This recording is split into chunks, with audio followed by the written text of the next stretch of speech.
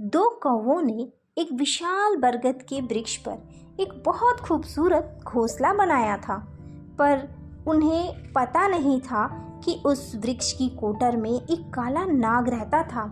जब भी कौवी घोंसले में अंडे देती, नाग ऊपर आता और उन अंडों को खा जाता। कौवे असहाय भाव से देखते रह जाते, पर कुछ नहीं कर पाते। शोकाकुल कौवा का एक मित्र था, शियार। वह अपने मित्र के पास मदद की आशा से पहुंचा। वह पास में ही रहता था। उसने शियार को अपनी सारी व्यथा सुना दी। शियार ने कौवों को आश्वस्त करते हुए कहा, हम बुद्धि का प्रयोग करेंगे। शक्तिशाली दुश्मनों को बुद्धि से ही परास्त किया जा सकता है। मेरे पास एक योजना है जिससे हम उस नाग से छुटकारा पा सकते हैं। कौवों को शियार का प्रस्ताव पसंद आया। अगले दिन कौवा शहर की तरफ उड़ गया। उसने देखा रानी और दासी नदी में स्नान कर रही हैं। तभी कौवे ने देखा कि रानी के गहने नदी के किनारे रखे हुए हैं। वह जमीन की तरफ मुड़ा और झपट्टा मारकर मोतियों का एक हार ले उड़ा। दासियों ने जब कौवे को हार चुराते हुए देखा तो उन्होंने शोर मचा दिया।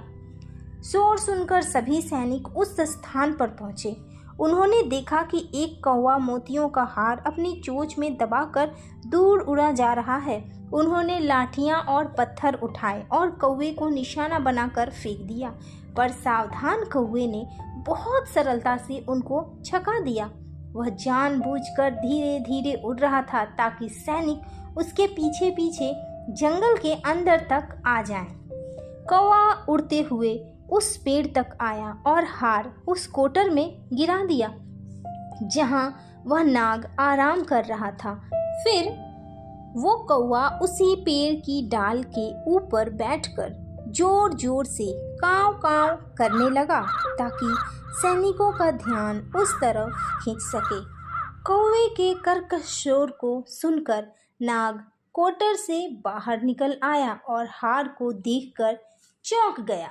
जब सैनिकों ने उस हार को उठाने की कोशिश की, तब वह काला नाग फुफकार कर उन्हें डराने की कोशिश करने लगा।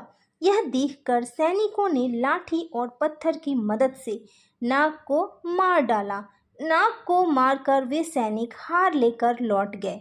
कौवे ने शियार को उसकी योजना के लिए धन्यवाद दिया और इस तरह से कौवा और कौवी नाग से छुटकारा पा लिए। तो इस कहानी से हमें यही शिक्षा मिलती है, योजना बनाकर किसी भी शक्तिशाली शत्रु को परास्त किया जा सकता है।